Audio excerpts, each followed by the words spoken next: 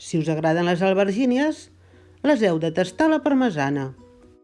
Depenent de la mida, necessitarem 5 o 7 albergínies, 700 grams de tomàquets, unes fulles d'alfàbrega fresca, oli d'oliva verge, sal, pebre, 60 grams de parmesà ratllat, 150 grams de mozzarella, 3 ous i 25 grams de mantega.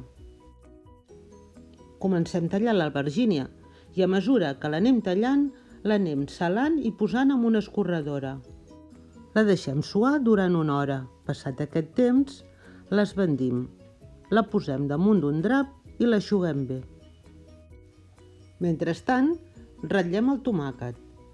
Posem oli en un cassó, l'escalfem i li afegim. I piquem 5 fulles d'alfàbrega.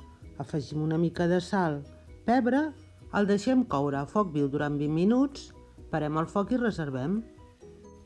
Escalfem oli en una paella i fregim l'albergínia per tandes.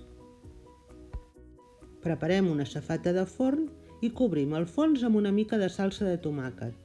Damunt hi disposem les rodanxes d'albergínia, lleugerament superposades. Pel damunt hi escampem una mica de formatge parmesà. Tallem la mozzarella a rodanxes i també n'hi posem una mica esmicolada al damunt.